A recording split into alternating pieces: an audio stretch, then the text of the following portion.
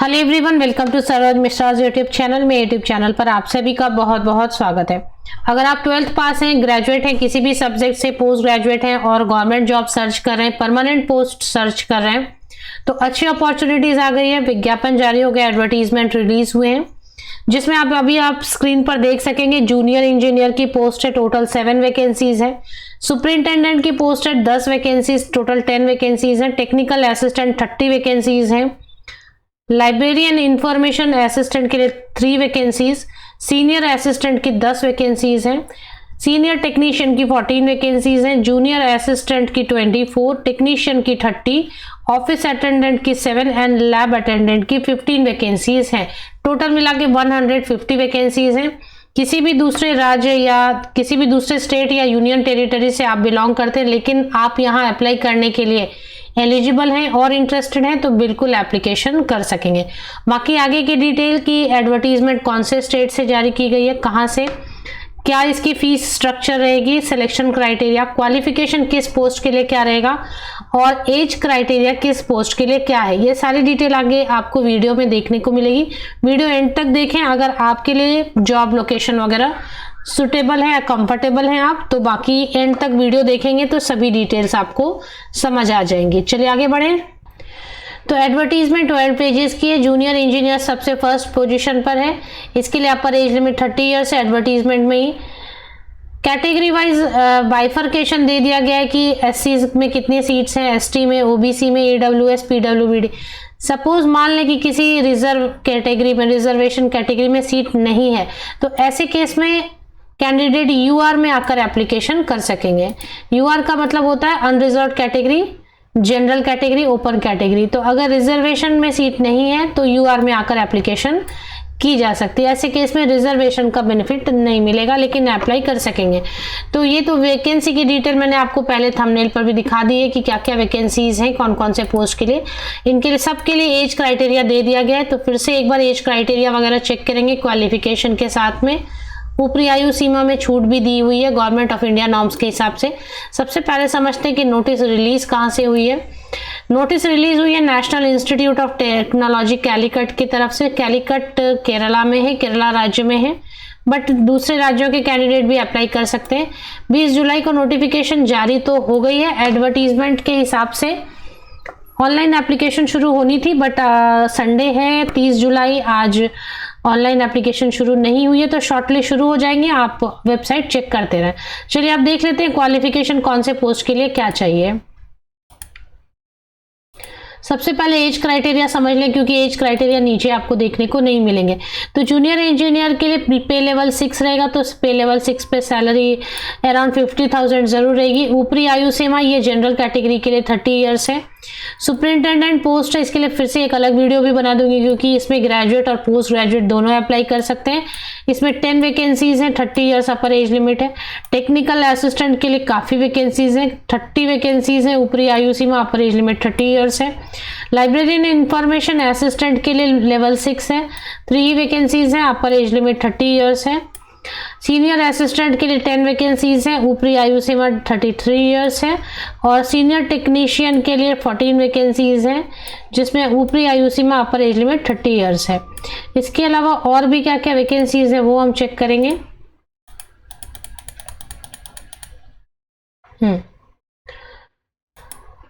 इसके अलावा junior assistant के लिए 27 ईयर्स अपर एज लिमिट है, 24 वैकेंसीज है। सीनियर टेक्नीशियन का कवर किया, 14 वैकेंसीज है, 33 ईयर्स अपर एज लिमिट है। ये जो ऊपरी आयु सीमा है जनरल कैटेगरी के लिए, अगर आप किसी रिजर्व कैटेगरी से बिलोंग करते हैं तो एज पर government of India norms, Bharat सरकार के नियमों के तहत आपको एज में रिलैक्सेशन मिलेगी। अगर रिजर्वेशन से बिलोंग करते हैं तो वो भी डिस्कस आगे करते हैं।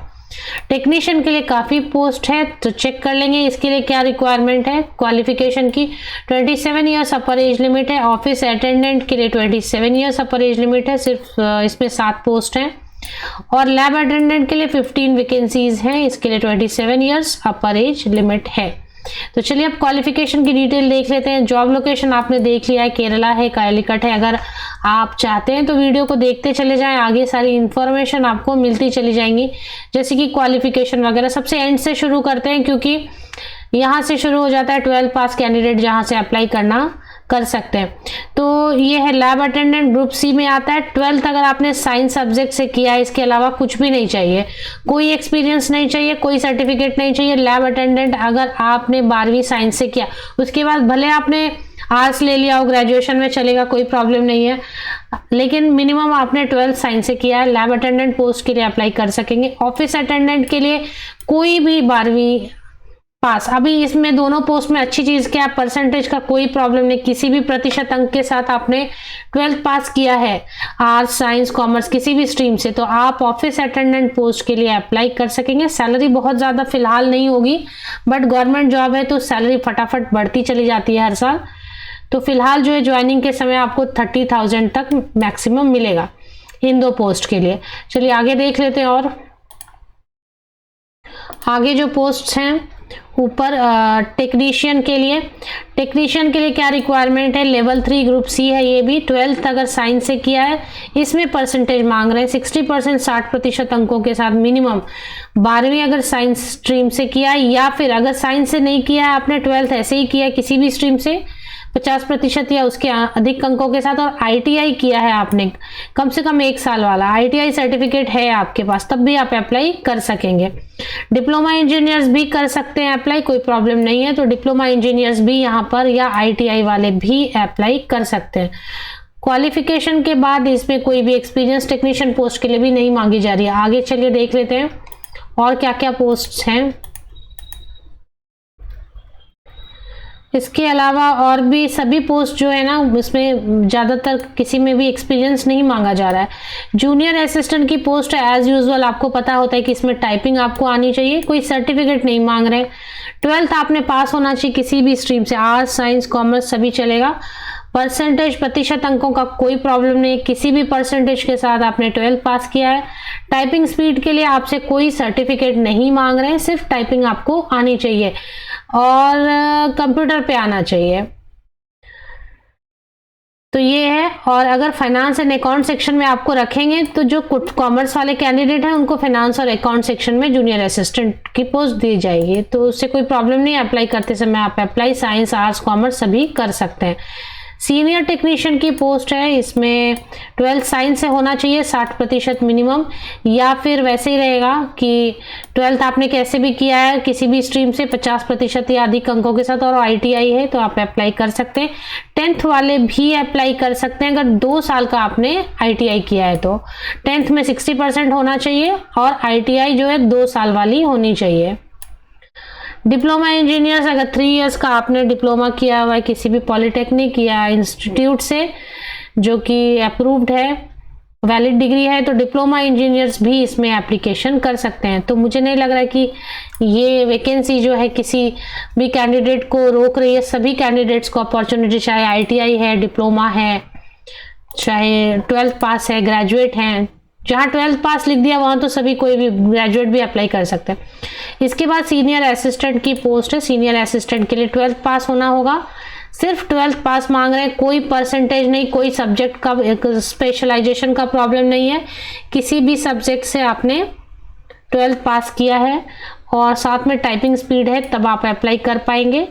अगर थोड़ा आपको स्टेनोग्राफी आता है या ग्रेजुएट हैं तो उनको प्रेफरेंस दी जाएगी, मतलब मैंडेटरी नहीं है, इसके बिना भी आप अप्लाई कर सकते हैं 12th बेसिस पर, एक्सपीरियंस नहीं मांग रहे हैं। तो चलिए नेक्स्ट पोस्ट और क्या है देख लेते हैं। सभी पोस्ट में तो फ्रेशर अप्लाई कर पा रहे हैं, मतलब जिनके पास एक्सपीरियंस नहीं है सभी पोस्ट में वो अप्लाई कर पा रहे हैं। इसके बाद है लाइब्रेरियन इंफॉर्मेशन असिस्टेंट की पोस्ट। इसमें ग्रेजुएट आप आर्ट्स साइंस कॉमर्स किसी भी सब्जेक्ट से, फर्स्ट क्लास बोला है, यहाँ पे परसेंटेज रहेगा 60% मिनिमम होना चाहिए, और साथ में bachelor degree in librarian information science, क्योंकि यहाँ पे वर्ड ही है लाइब्रेरियन इंफॉर्मेशन असिस्टेंट, तो लाइब्रेरियन इंफॉर्मेशन साइंस में बैचलर डिग्री होना होगा मिनिमम, ये रिक्वायरमेंट है। नेक्स्ट क्या पोस्ट है वो भी चेक कर लेते हैं। नेक्स्ट है टेक्निकल असिस्टेंट की पोस्ट है। टेक्निकल असिस्टेंट में B Tech MCA first class यहाँ पे होना होगा। या फिर फर्स्ट क्लास डिप्लोमा इंजीनियर्स हैं, या फिर फर्स्ट क्लास बीएससी किया है आपने, या फिर एमएससी किया है 50% या वो मार्क्स के साथ में, तब भी आप अप्लाई कर सकते हैं। मतलब एमएससी वाले कर सकते हैं, बीएससी वाले कर सकते हैं, डिप्लोमा इंजीनियर्स कर सकते हैं, बीटेक एमसीए सभी इसमें अप्लाई कर सकते हैं। सिर्फ मास्टर डिग्री वाले 50% अंकों के साथ कर सकते हैं या उससे ज़्यादा, बाकी सभी के बेसिस पे अगर आप अप्लाई करेंगे तो 60% होना चाहिए। इसके बाद और क्या रिक्वायरमेंट पोस्ट बच गई वो भी देख लेते हैं। इसके बाद है सुपरिंटेंडेंट की पोस्ट, और सुपरिंटेंडेंट की पोस्ट बहुत अच्छी पोस्ट लग रही है मुझे, क्योंकि पे लेवल 6 है, ग्रेजुएट हैं आप और अच्छा थोड़ा सा बेटर आप देख रहे हैं पे स्केल, तो पे लेवल 6 अच्छा है। सुपरिंटेंडेंट की पोस्ट है, एज लिमिट थोड़ी ज़्यादा है इसमें। मास्टर डिग्री वाले भी, इसके लिए मैं अलग से भी वीडियो एक बार बना दूंगी, क्योंकि सुपरिंटेंडेंट पोस्ट है तो ग्रेजुएट पोस्ट ग्रेजुएट के लिए ये अलग से वीडियो मैं बना देती हूँ। पर फिलहाल के लिए बैचलर डिग्री किसी भी सब्जेक्ट से, आर्ट्स साइंस कॉमर्स, बीएमएस आपने किया है, बीबीए किया है, बीसीए किया है, कुछ भी बीई किया है, बीटेक किया है, सभी चलेगा इसमें, बट फर्स्ट क्लास होना चाहिए। और अगर आप पोस्ट ग्रेजुएशन बेसिस पे, इसमें भी MA MSc MCom ME MTech MBA MMS सब चलेगा, बट तो उसमें 50% होना चाहिए या अबव। तो ये पोस्ट अच्छी है, इसके लिए मैं एक अलग से वीडियो भी बनाऊंगी, क्योंकि मेरे सब्सक्राइबर्स ग्रेजुएट पोस्ट ग्रेजुएट भी हैं काफ़ी सारे। तो अभी पहला जो बच गया वो है जूनियर इंजीनियर, नाम से ही आप समझ गए कि बीटेक सिविल इलेक्ट्रिकल वाले इसमें अप्लाई कर सकते हैं। अगर आपने फर्स्ट क्लास डिप्लोमा भी किया सिविल या इलेक्ट्रिकल इंजीनियरिंग से, तब भी आप अप्लाई कर सकते हैं। एज में रिलैक्सेशन आपको बता दूं, एज मैंने पहले ऊपर ही बता दिया, अगर आपने मिस कर दिया तो वीडियो को बैक करें। सभी पोस्ट के लिए जनरल कैटेगरी के लिए एज बता दी गई। अब आगे जो है देखेंगे कि एज में क्या छूट है, रिलैक्सेशन है, फीस कितनी है वगैरह। तो हाँ, एज में रिलैक्सेशन, अगर आप एसटी एससी कैंडिडेट हैं तो 5 इयर्स की ऊपरी आयु सीमा में छूट दी जाती है। अगर आप OBC non creamy layer candidate हैं 3 इयर्स की ऊपरी आयु सीमा में। पीडब्ल्यूबीडी कैंडिडेट के लिए मिनिमम 10 इयर्स की छूट रहती है। और बाकी जो कैंडिडेट है चेक कर सकते हैं अलग अलग कैटेगरी के पेज नंबर 5 पे। अब देख लेते हैं एप्लीकेशन फ़ी कितनी है। फीस तो अच्छी रहती है, फीस में तो कुछ कम नहीं लेते, फीस तो बहुत लेते हैं। एनआईटी कैलिकट से आया, तो ये मैंने आपको बता दिया। एनआईटी क्या है कि जैसे आईआईटी है तो प्योरली गवर्नमेंट नहीं है, लेकिन नेशनल इंपॉर्टेंस की इंस्टीट्यूट है आईआईटी, वैसे एनआईटी भी नेशनल इंपॉर्टेंस की इंस्टीट्यूट है। परमानेंट जॉब हो गई तो गवर्नमेंट जॉब की तरह ही है।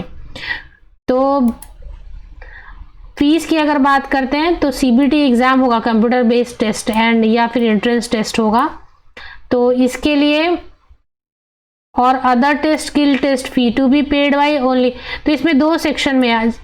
पहले तो आपको अभी फॉर्म फिल करते समय SC ST PWD women and ESM candidate के लिए 500 रुपया फीस है, और मेल कैंडिडेट जनरल कैटेगरी के एंड EWS कैटेगरी के एंड OBC कैटेगरी के मेल कैंडिडेट पुरुष अभ्यर्थियों के लिए 1000 रुपया है। इसके बाद जो कैंडिडेट शॉर्टलिस्ट हो जाएंगे, फिर टेस्ट पास करेंगे, शॉर्टलिस्ट हो जाएंगे, तो फिर से उनको फी पे करनी होगी, जो कि कोई स्किल टेस्ट के लिए बुलाया जाएगा, तो फिर से 250 और 500 ऐसे। तो ये है, ये वाली फीस जो है बाद में जब आप पहला एग्ज़ाम पास कर लेते हैं, तो मतलब फ़ीस तो अच्छी खासी ले रहे हैं, डबल ले रहे हैं, जो कि नहीं लेनी चाहिए इतनी ज़्यादा फीस। तो ये तो इंस्टीट्यूट है, स्टूडेंट से इनकी अर्निंग होती ही है। तो चलिए, ये हो गया फीस की बात। अब बात कर लेते हैं कि ऑफिशियल वेबसाइट सिलेक्शन क्राइटेरिया इन्होंने CBT लिखा हुआ है, तो CBT का सिलेबस तो कुछ नहीं इसमें दिखाई दे रहा है मुझे फ़िलहाल। वही रहता है, रीजनिंग रहता है, इंग्लिश थोड़ा रहेगा, कॉम्प्रिहेंशन रहता है, ये सारी चीज़ रहते हैं, मैथमेटिकल एबिलिटी रहता है। हालांकि सिलेबस कुछ भी यहाँ पर ऐसे फ़िलहाल दिखाई नहीं दे रहा है। तो ये आप देख लें, फिर से इसको दिया है बाइफर्केशन अच्छे से। और वेबसाइट देख लेते हैं।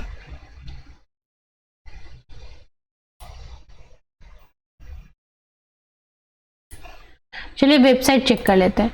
ये national institute of technology Calicut की ऑफिशियल वेबसाइट है। इसमें आप नीचे देख रहे हैं येलो स्ट्रिप एक बनी, उसमें रिक्रूटमेंट लिखा हुआ है। इस रिक्रूटमेंट पे एक बार क्लिक कर लेते हैं। रिक्रूटमेंट में आप जब चले आएंगे तो आप यहाँ पर देखेंगे नॉन टीचिंग, जहाँ पर लिखा है वहाँ पर क्लिक करेंगे, क्योंकि ये नॉन टीचिंग की वैकेंसीज हैं। तो जहाँ पे नॉन टीचिंग है वो हम देखेंगे। तो इधर है नॉन फैकल्टी में रेगुलर में क्लिक करते हैं। एक बार रेगुलर में क्लिक किया तो 2022 और 2023 वाली नीचे वाली, ये वाली आपको रेगुलर मतलब परमानेंट पोस्ट, ये वाली आपको क्लिक करनी है। मैं ब्लू कर देती हूँ इसको, ब्लू भी नहीं हो रहा है ठीक से वेबसाइट जो। तो इस पर एक बार क्लिक करेंगे और इस पर एक बार क्लिक करते हैं तो फिर नोटिफिकेशन एडवर्टीजमेंट आती है और यहाँ पे लिखा है कि 29 जुलाई से शुरू होनी थी ऑनलाइन एप्लीकेशन पोर्टल, पर फिलहाल नहीं शुरू हुई है। बीच में संडे आ गया, 29 सैटरडे था, तो मंडे या ट्यूसडे से एक बार आप लिंक चेक कर लें। इस पे आके ऑफिशियल वेबसाइट के लिंक के लिए विकिपीडिया चेक कर सकते हैं या फिर मेरे इसी यूट्यूब वीडियो के डिस्क्रिप्शन बॉक्स को नीचे तक स्क्रॉल ऑन करके चेक कर लें। लिंक आपको ऑफिशियल वेबसाइट NIT कैलिकट की मिल जाएंगी। इसमें एक सुपरिटेंडेंट पोस्ट के लिए अलग से वीडियो फिर से आपके लिए बना दी जाएगी। आप सभी को best wishes. Thank you very much.